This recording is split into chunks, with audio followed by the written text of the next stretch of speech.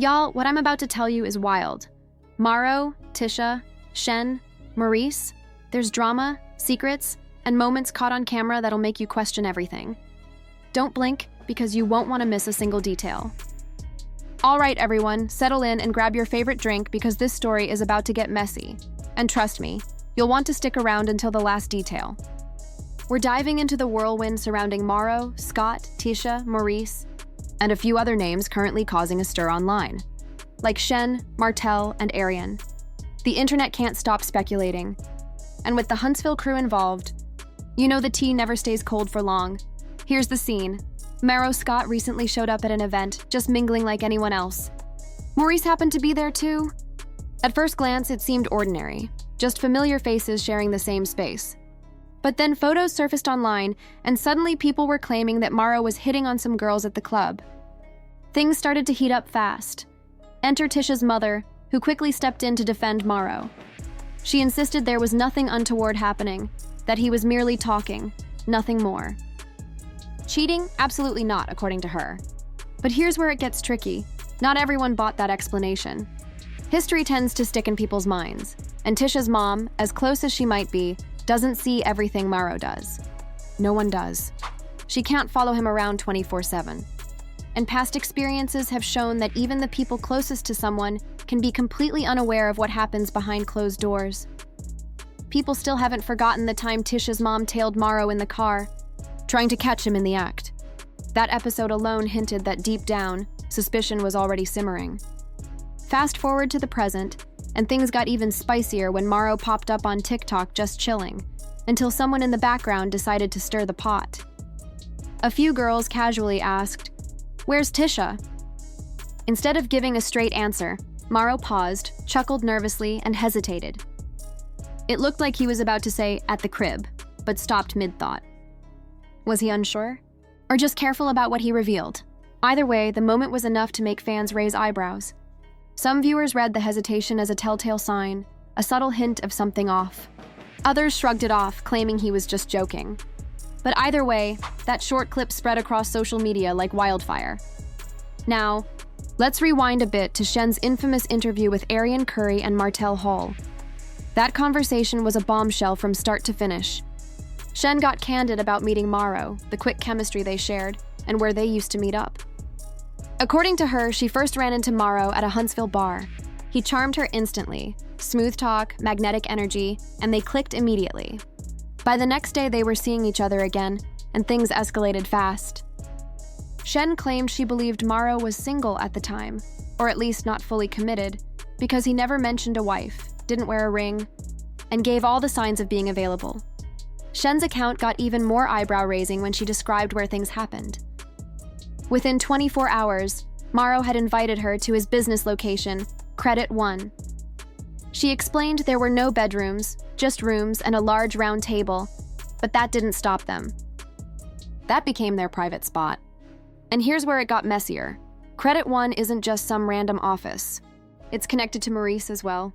Shen said she saw both Maurice and Marceau there during that time, and her friend even got friendly with Maurice. According to her, the two brothers would occasionally entertain women at the building, each in their own way. Shen didn't hold back. She claimed that her encounters with Marceau at Credit One were intimate and always behind closed doors. No dinners, no public dates, just secrecy.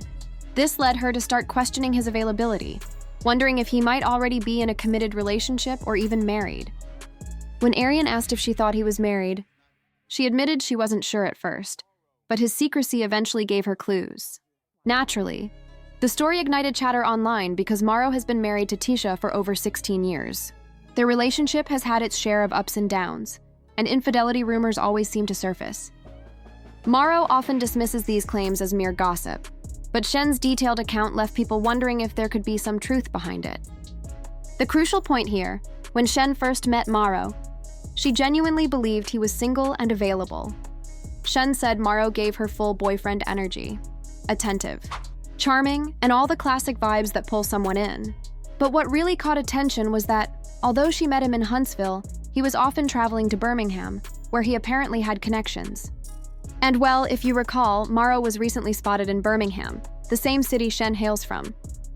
Naturally, people started drawing lines, asking themselves, is history repeating itself? Is this really business, or is something more personal happening behind the scenes? With the Scotts, there are always layers to unpack. Tisha seems committed to holding her family together, defending her husband every time rumors surface. Marceau, meanwhile, plays it cool, acting like nothing ever happened. But fans are beginning to wonder just how much Tisha truly knows. Her unwavering defense is admirable, but some feel she might be defending him blindly. That TikTok clip we mentioned earlier added fuel to the fire. When someone asked Marceau about Tisha, his reaction felt off, caught off guard, hesitant, almost like he wasn't expecting the question. Then, with a sly laugh, he quipped, "Ask your messy self." That response made many viewers suspect he was deflecting. After all, when someone is being faithful and transparent, saying she's at home shouldn't be a struggle. Meanwhile, fans began revisiting Shen's past claims, and the specifics she gave suddenly didn't seem far-fetched. She described Credit One's layout in detail: the round table, the furniture, Maurice's presence during multiple visits. Those little details made people wonder just how deep this situation really goes. The interview itself was something else. Martel, predictably, threw in his usual shock commentary, though it was clear he was more entertained than surprised. Arianne, on the other hand, was glued to the story, asking probing questions, making sure Shen kept spilling. Shen didn't hold back. She admitted Marceau initially attracted her with his words, not his looks. And yes, she caught feelings, though it wasn't love. She wasn't judging him for being married, but she felt he had never been honest with her. Here's where it got really messy. According to Shen, Marceau was moving like a single man while still married to Tisha. This wasn't a one-time fling.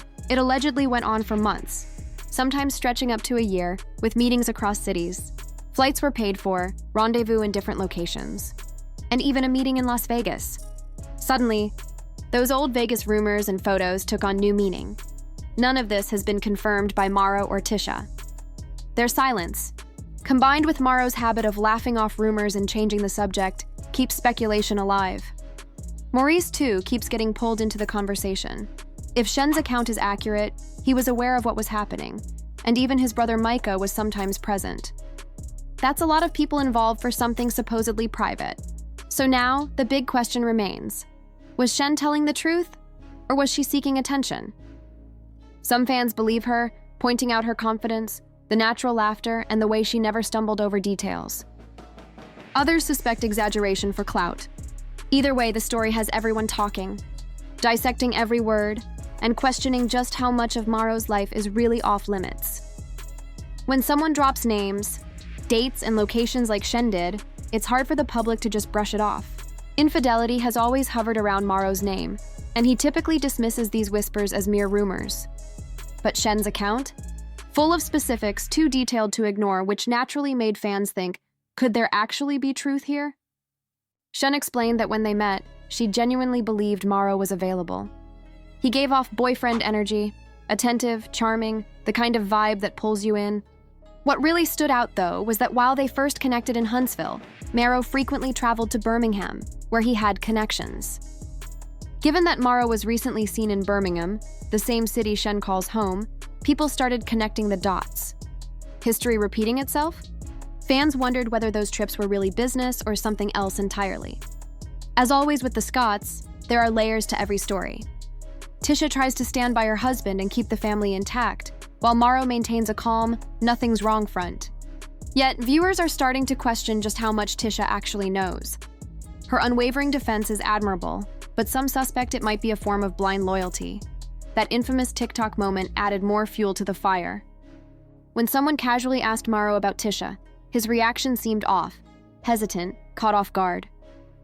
Then he laughed it off with a slick, "Ask your messy self," leaving many to suspect he was deflecting. Because if someone were faithful and transparent, "she's at home" should be easy enough to say. Meanwhile, Shen's previous claims were revisited, and the details suddenly seemed credible. She described Credit One's round table, the furniture layout, and even Maurice's presence during multiple visits. These small, specific details made people question just how deep this situation really went. The big question still hangs in the air like a thick cloud. Was Shen telling the truth, Or was this all a strategic play for attention? The answer is not as simple as yes or no. On one hand, there are fans who firmly believe her story. They point to the way she carried herself in the interview, her unwavering confidence, her natural, unforced laughter, and the precise way she recounted details that seemed too exact to be fabricated. She didn't stumble over her words. She didn't hesitate when mentioning specific locations, times, or even minor nuances of the events. Every detail she provided, from the layout of Credit One to the people present during certain encounters, was laid out like puzzle pieces, creating a picture that was difficult to dismiss. To these supporters, her authenticity came through not just in what she said, but in how she said it, measured, calm, and consistent. On the other hand, skeptics question whether Shen might have exaggerated some aspects of the story for clout. Social media, after all, has made attention a form of currency, and dramatic revelations tend to go viral fast. It's a world where every detail can be scrutinized, amplified, and debated endlessly. To those who doubt her, the story's very specificity, names, locations, flights, dates, could be seen as a tool to make it feel more credible. Yet, even for the doubters, the meticulous nature of Shen's account makes it hard to dismiss entirely. It's not a vague anecdote. It's a detailed map of interactions, timing, and relationships that, if true, reveals a side of Marceau most fans have never seen. Adding layers to this intrigue is Marceau himself. Despite all the rumors, allegations, and social media speculation, he continues to appear publicly as if nothing has happened. Clips and sightings of him in clubs, at events, or simply walking around town show a man who seems unfazed, maintaining a calm, controlled exterior. To the casual observer, it could look like someone merely living his life, but in the context of Shen's revelations, those appearances take on a different meaning. They invite questions. Is this an innocent display of confidence, or is it an intentional performance meant to project normalcy? Fans are quick to point out that no matter how strong Tisha's defense may be, the digital footprint of past actions, statements, and posts, the so-called receipts, never truly disappears. Every small detail, every comment, every shared clip is preserved and examined, forming a record that keeps the conversation alive.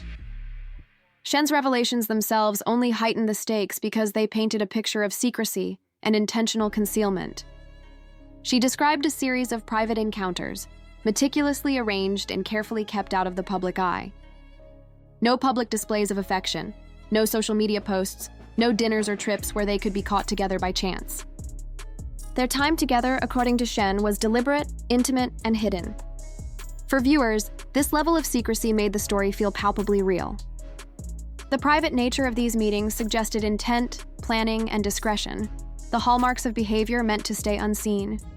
What might have begun as simple romantic chemistry for Shen, she later realized, was part of a calculated environment designed to avoid detection. That realization reshaped how she viewed Marceau, not just as charming and attentive, but as someone who knew exactly what he was doing and how to manage appearances. Tisha's role in all of this cannot be understated, and it is perhaps one of the most puzzling aspects for fans and observers. Usually, she is quick to address rumors, defend her family, and put out statements clarifying her position. But lately, she has been unusually quiet. Her silence has not gone unnoticed. Fans have begun to speculate about the reasons behind it. Perhaps she is protecting her peace, choosing not to engage in repeated explanations over a story that seems to regenerate itself every time it is discussed online. Maybe she is weary, exhausted by the cycle of rumors, denials, and social media commentary. Or possibly, her silence indicates a more complex understanding of the situation, one that she prefers to handle privately rather than publicly dissecting every detail. Whatever the reason, her quiet presence, or lack thereof, has only amplified curiosity and fueled speculation. This situation underscores a broader truth about public life and perception in the digital age. Online, people often show only what they want others to see. Carefully curated images, controlled narratives, and selective storytelling are the norm. What happens behind the scenes, however, often diverges sharply from the polished picture presented to the world. Shen's story, regardless of its full accuracy, highlights this gap between perception and reality. It shows how private actions, concealed from the public eye, can create ripples that eventually surface, sometimes years later, challenging the image someone has painstakingly cultivated. Furthermore, The interplay between rumor and reality has created a social environment where every action is scrutinized. When Marceau laughs off questions, avoids clarifications, or responds with deflective humor, it is not just an attempt to dismiss accusations. It becomes material for further analysis. Every gesture, every statement is dissected and contextualized by a public eager to determine truth from performance. And then there is Maurice, who, according to Shen, was sometimes present during these interactions. The inclusion of additional family members or associates adds complexity, making the scenario feel layered, intricate, and far-reaching. With more people involved, the stakes are higher, and the web of potential truths and half-truths becomes even more difficult to untangle. Fans have also been connecting new sightings and movements with the historical timeline Shen described. Marceau being seen in certain cities, attending events, or interacting with acquaintances who may or may not have been aware of past behavior is now evaluated through a lens colored by suspicion. The question of intent looms large. Are these public appearances innocent, or are they calculated performances meant to reinforce a narrative of normalcy? It is precisely this ambiguity that keeps followers engaged, debating endlessly, and analyzing every clip and comment. Adding yet another layer is the emotional complexity Shen described. While she acknowledged being attracted to Marceau, catching feelings, and appreciating his charm, she also clarified that it was not love in its deepest sense. She admitted that his attention and words drew her in more than his appearance, highlighting the psychological and emotional subtleties involved. Yet, even as she processed her own emotions, she recognized patterns of secrecy and avoidance that suggested Marceau was not fully transparent. This combination of attraction and awareness of concealment created a nuanced, conflicted dynamic that viewers found fascinating and relatable. Ultimately, this entire saga exemplifies how public figures navigate the intersection of private behavior and public perception. Shen's account, the subsequent reactions, and the ongoing public speculation illustrate the ways in which digital memory, social media commentary, and personal narratives collide to form complex, often contradictory interpretations of reality. Fans are left piecing together evidence, interpreting body language, and analyzing timelines to construct their own versions of what really happened. The fact that none of the involved parties, Marceau, LaTisha, or Maurice, have issued a full, detailed clarification only deepens the intrigue, leaving space for speculation to thrive. In the end, the story is far from over. Even as Shen's interview recedes from the front page of conversations, the impact lingers. Each new public appearance by Marceau, every online comment by LaTisha, and every fan's recollection or social media post contributes to a living, breathing narrative that continues to evolve. Observers remain captivated not just by the individuals themselves, but by the interplay of secrecy, revelation, loyalty, and skepticism. It is a reminder that in the age of instant information, narratives are never static, and even the quietest individual's actions or inactions can speak volumes. For those following this saga, the ultimate question remains open. What is the truth? Was Shen entirely truthful, partially embellishing, or motivated by personal gain? Was Marceau entirely innocent in the unfolding events, or was there a deliberate effort to conceal? And where does LaTisha's understanding of the situation truly lie? Every detail, from TikTok videos to city sightings, contributes to a mosaic that is still being pieced together. In the meantime, the public continues to watch closely. Social media chatter, private speculation, and online analysis converge to form a kind of communal investigation, with each participant interpreting the story through their own lens. It is a complex dance of perception and reality, trust and doubt, private behavior and public scrutiny. And as history has repeatedly shown, even the smallest action can ignite waves of conversation, analysis, and judgment that ripple far beyond the immediate circle of those involved. In Huntsville, the drama never truly ends. There are always new sightings, new stories, and new interpretations of past events. Every moment is scrutinized, every glance or comment potentially loaded with meaning. And for the audience, that combination of mystery, human behavior, and social dynamics is irresistibly compelling. As the saga unfolds, one thing remains certain. In a world where everything is documented, observed, and shared, nothing stays hidden forever. The story of Marceau, LaTisha, Shen, and everyone in between is a reminder that public and private lives are inextricably intertwined, and that the consequences of secrecy, perception, and human behavior are rarely simple. What unfolds next, whether confirmation, denial, or new revelations, will only add more layers to an already complex narrative, a narrative that continues to fascinate, provoke, and engage anyone who dares to look closely. Shen's account, regardless of its complete accuracy, has added more smoke to the fire. Each denial or laugh from Marceau only fuels curiosity. And as fans sift through past posts, Vegas rumors, and creditable details, the drama keeps evolving. The central question remains, was Shen honest, or was this an elaborate bid for attention? With names, dates, locations, and multiple witnesses in play, it's hard to ignore. One thing is certain. In Huntsville, the drama never ends. Someone is always talking, being spotted, or ready to spill tea. And history has shown us that what happens in the shadows eventually comes to light. So keep watching, because this story is far from over, and the next twist is always just around the corner.